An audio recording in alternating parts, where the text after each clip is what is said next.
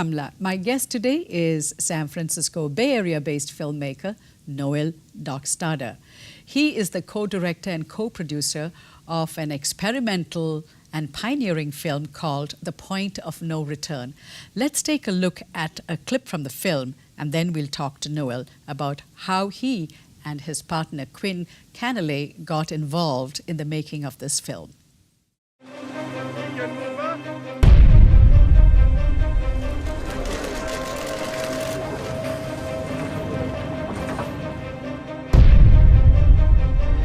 The decision we take goes far beyond the flight itself. Someone has to do it first. Someone has to try. I think it's very dangerous. You know, we never have the story of those who got killed.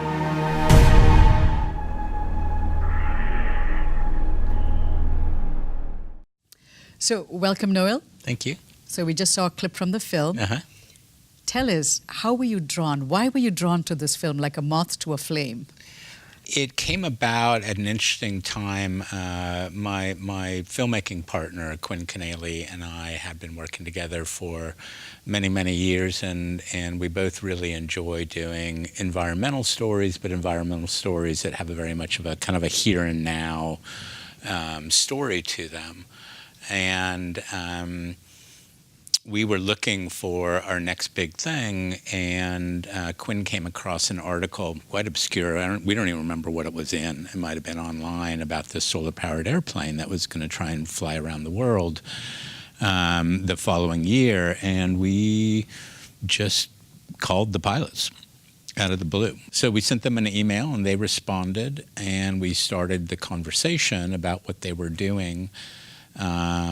And ultimately, we kind of took a leap of faith and decided to fly to Switzerland to meet them and to see the plane and to really investigate it. They were interested in the work that we had done, and the idea of doing kind of more of a behind-the-scenes documentary, full-length documentary, to do something different than what their main focus was, which was more kind of a news-oriented type of thing as they fly around the world. And our interest was really as much seeing the story as a moment in history, a really important moment in history, and also, you know, an incredible adventure where they were taking big risks with their lives to do it. And the question is sort of why?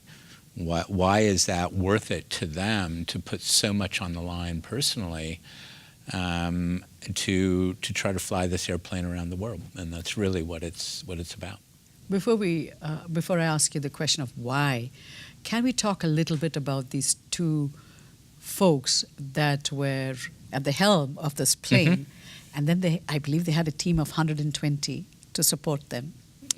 Yeah, it was a pretty big operation. Okay, so what can you tell us about these two people? Yes, I saw the film and we were introduced. Yeah. Both are very charismatic in two different ways. Yeah, quite different, and in many ways, you know, it's a project that needed that difference. It needed their combined strengths. They're both quite incredible people, in many ways, really kind of out of the box, but they're out of different boxes.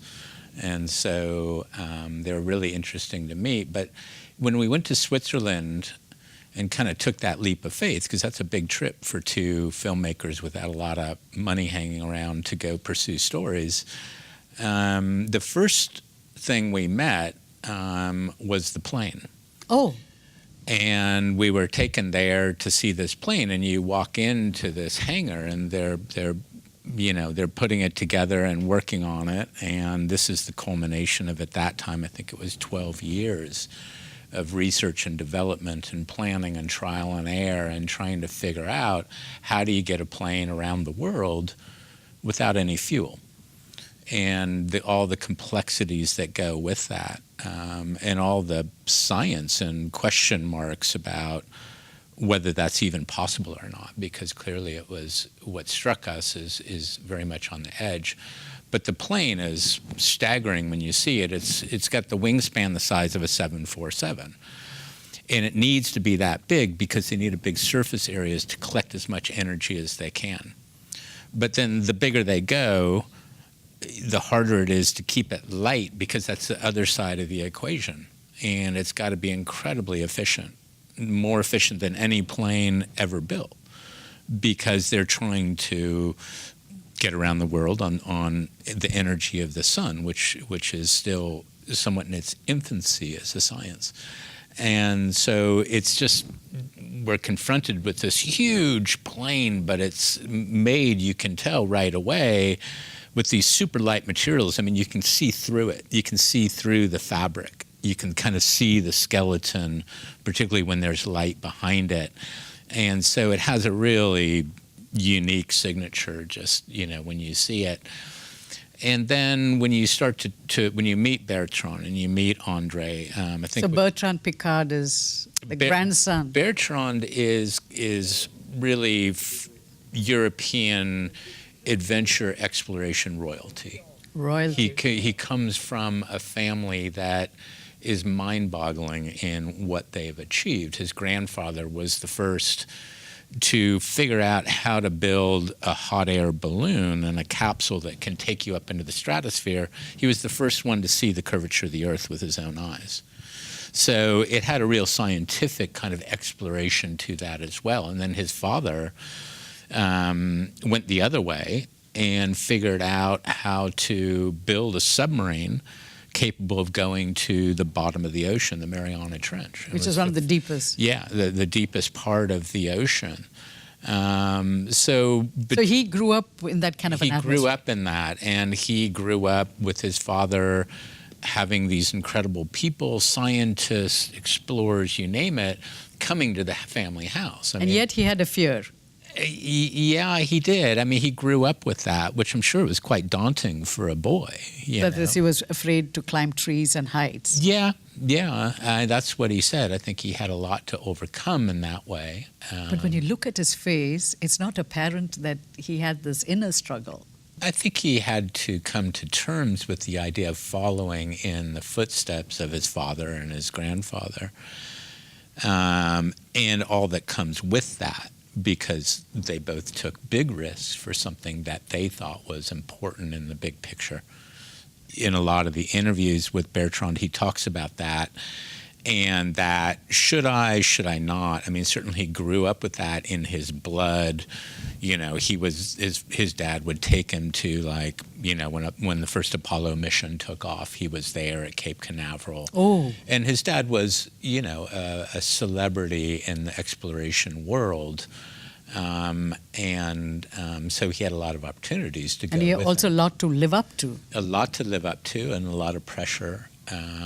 And his love also was medicine, particularly psychology, is the route that he took. So he studied that, and I think he talks about it a little bit. I think he pursued that before the psychology side of him brought him back around to exploration. And I think he became interested in exploration also from the human psychological element of why do we explore? Why is that important to us? What does that enable us in us as human beings? And so it's interesting how the journey around the world in the solar-powered airplane, I think, really kind of brought him full circle, because these two passions for exploration and also for psychology and what drives us and motivates us kind of came together.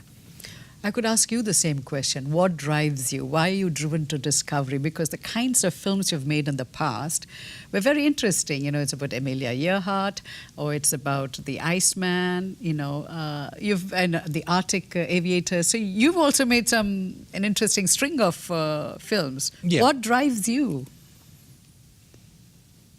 I think from very early on in my career, I've been attracted to people pushing boundaries.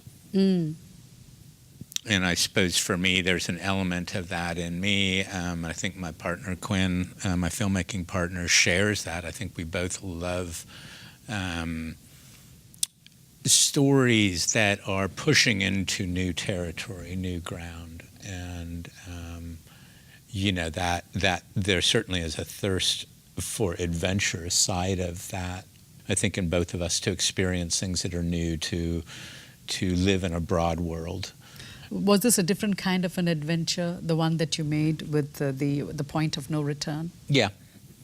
Yeah, I think it probably took a lot of those things that we had worked on before, but took it to another level. Okay. We didn't talk about the second person in the thing, Andre Borschberg. Yeah, Andre.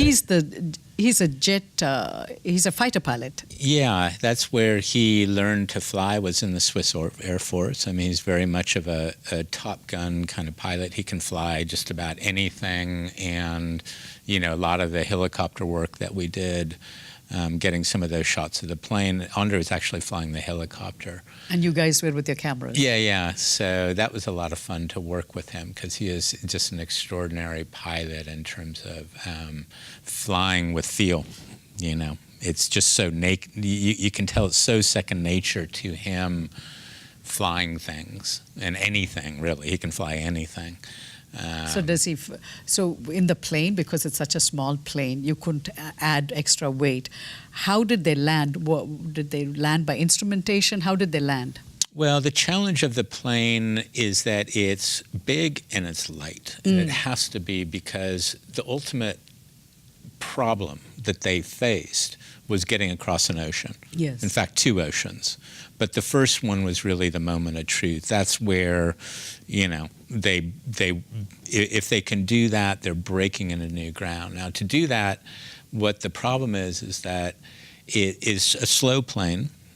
It flies like, on a good day and the wind is in your favor, maybe 30 to 50 miles per hour. So you can drive faster. So if you think about crossing the Pacific, which is the first ocean they had to get across, or at least halfway to Hawaii, that flight that they had to do would take them a good 5 days. The plane can only hold one person because weight is such an issue. So it's a solo pilot, 5 days over the ocean in a highly experimental plane that is incredibly vulnerable to weather, turbulence, the kind of turbulence that you might experience in a jet crossing the ocean, passenger jet, where you kind of maybe grab the thing. That probably will break the wings off of the solar impulse. So it's no joke. And they have to get it right. And they have a whole team of weather people. They have a whole team of people just studying the energy, because how much energy are they going to get during the day to store it in their batteries to be able to get through the night. So that in itself is an equation that takes an exorbitant amount of mathematics just to figure out. And they're right on the edge. And even on best case scenario, they're thinking they're going to have 10% reserve that morning over the ocean.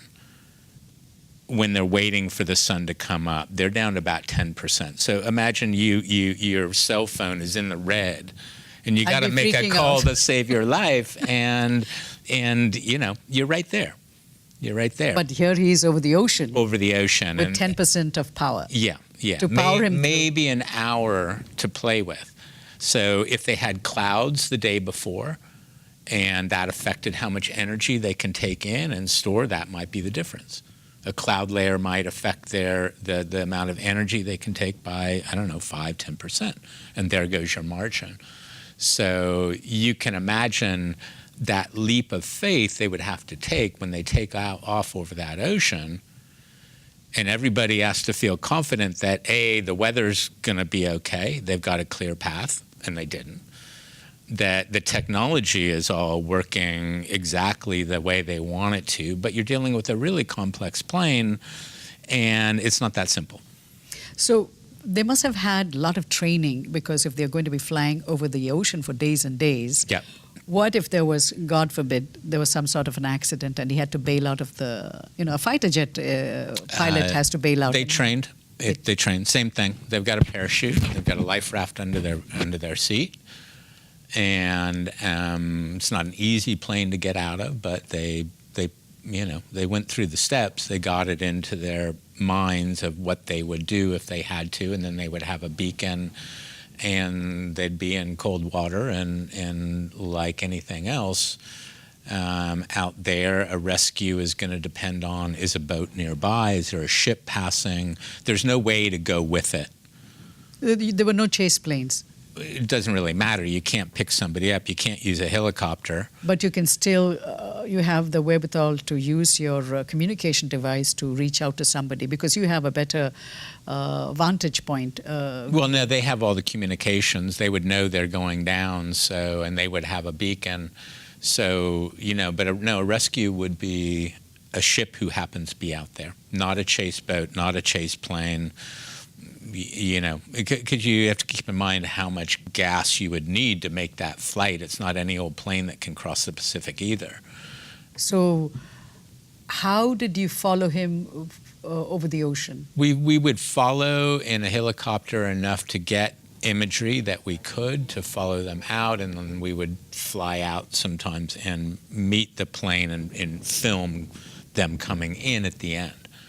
But during that 5 days, I mean, most of that, they're just out there on their own. How did you make this film? Because it's unfolding at two different places. One is at the mission center in Monaco, and the other are the pilots themselves in the plane. How did you decide to film? Well, it became kind of clear to us that kind of like an Apollo mission, the similarities to an Apollo mission, say, to the moon, are quite real, you know.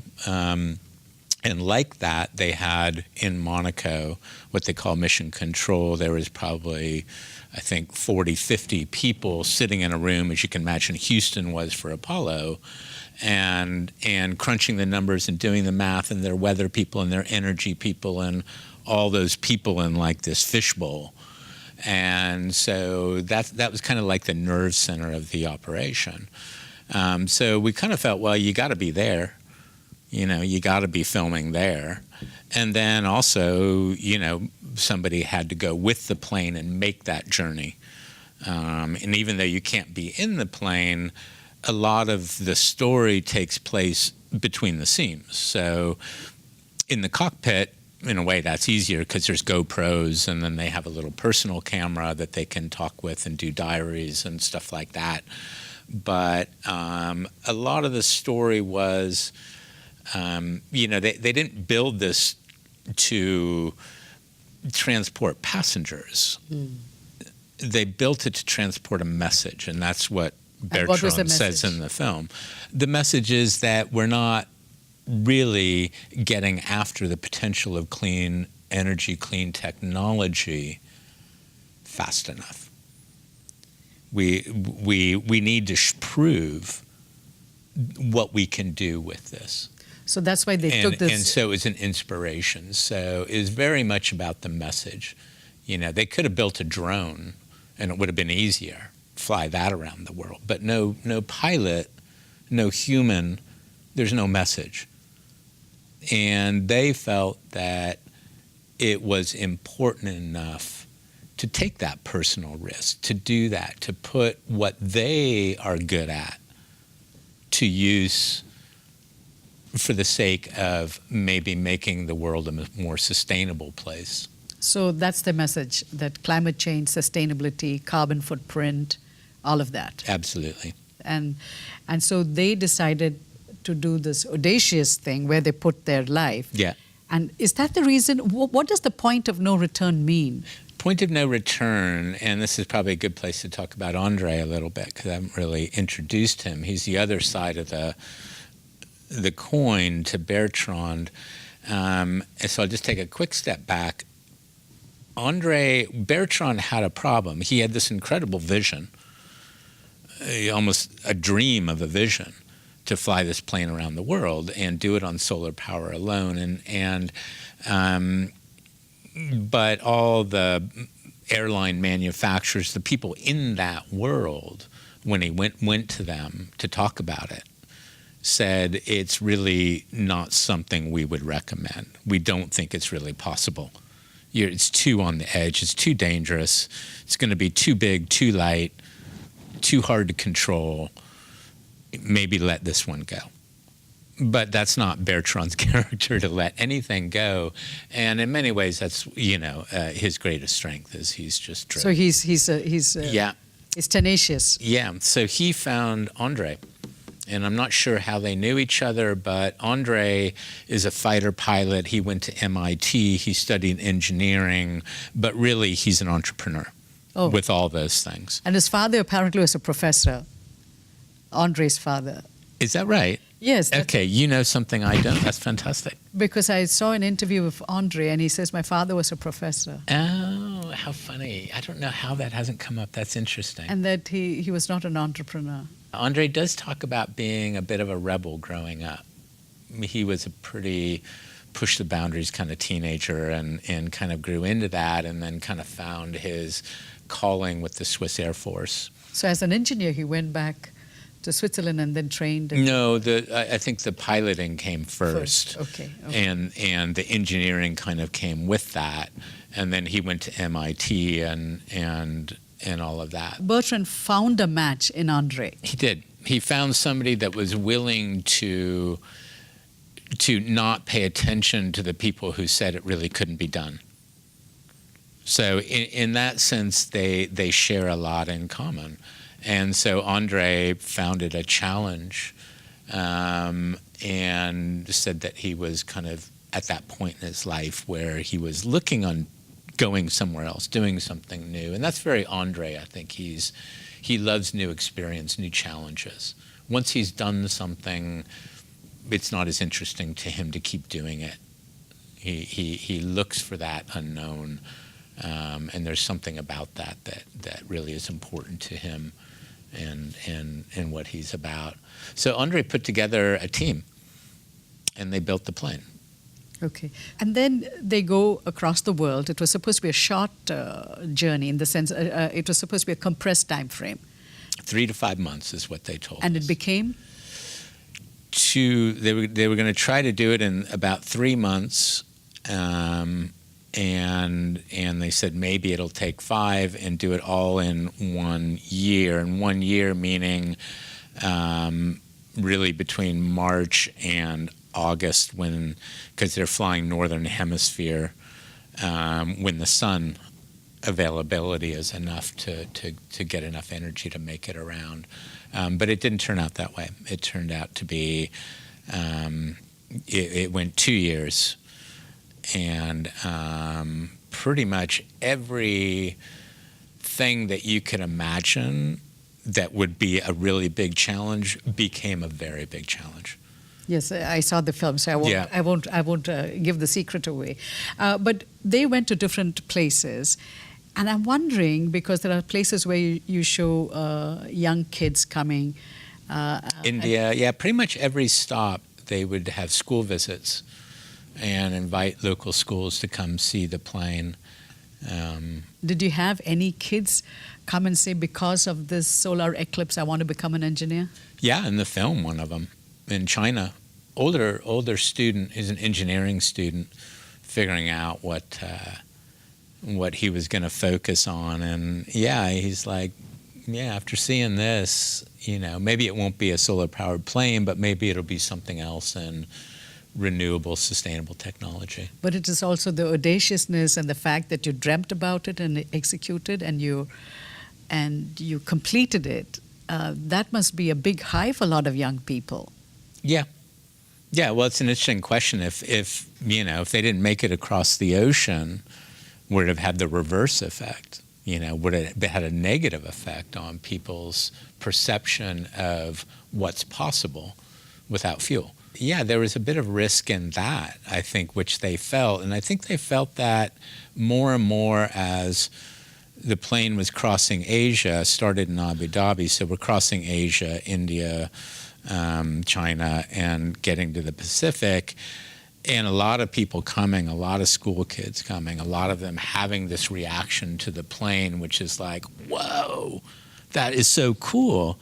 And it's like something out of another world, and really is a mind opener. And so this is all kind of building up, and they're doing a lot of media, and they're getting a lot of news attention, and all of this. And meanwhile, they're getting closer and closer to the point where they're going to have to make this leap of faith. And they don't know if it's going to work. They really honestly don't know if it's going to work. And so it's kind of interesting to see that duality where they're getting all this attention and all this media and knowing inside that that's actually building more pressure. The pressure of having to succeed, because now you have the eyes of the world kind of on you and the hopes of these school children. And of course, they look at it and they think, well, you've got logos on the plane and companies behind it, and everyone's walking around and everything looks in control. But it's not. And the emotions are, the whole team is struggling as they get closer and closer to this. And as they have engineering problems and, all of it. Are you showing this film to school children? We are. I mean, it's a feature documentary for general release. So this is your first feature documentary? It is our first. We've done a lot of television, so this is the first kind of one we can honestly say, well, this is completely our baby. And experimental baby? Yes. And Quinn and I have really been through it. Okay. But the story has brought us along, and part of that is the same as I think the pilots and the team probably felt, is that you see how it impacts people. You see how the story impacts children, and schools and teachers. And so a lot of it, you kind of start to feel that responsibility, not just as filmmakers to make the film as close to the experience as you can, but to get it out there in schools all over the world. And that's kind of what we're doing. We have an educational initiative around it. So it's making it not only festivals and, streaming and broadcasters, but also really focused on the next generation of people who will inherit this planet. And we feel like that's in many ways the most important thing for us to do with this film. How did it impact you? How did it impact me? I think it has not changed me. I think it's a story that has gotten me more to the core of kind of who I am and who I am as a filmmaker. And of course, who I am as a filmmaker is very much... So who are you as a filmmaker? What is at the core? Quinn and I really share, and probably why we've worked together for so long, is we do have a passion for making films that are great stories, but have a bigger meaning as well. I think somewhere you mentioned that you make films that are at the intersection of science, history, and exploration. Yeah. And there is no point of return. Yes. The point of no return I never answered, but that is the point over the ocean where the plane and the pilot and all the people have to decide whether to keep going or to turn back. So you can imagine 12 years of science and gut feelings and everything that goes into that coming down to a moment over the ocean where they have to decide whether they're going to keep going or not, and all the things that go into that. And certainly for Quinn and I think as filmmakers, we had to keep going when we didn't have the money. We had to keep going when we didn't know if the story was going to make it. And so there were a number of point of no returns for us that we had to put in our rearview mirror. So very thankful to have such a talented partner and friend in that journey. Noel, thank you so much for taking the time to talk to us about your film that you made with your partner Quinn, The Point of No Return. Thanks, Kamala. And if you missed any of our show, you can watch them on our website, kamlashow.com. Thank you so much for joining us in this conversation. We'll be back again next week with another new conversation. Until then, goodbye.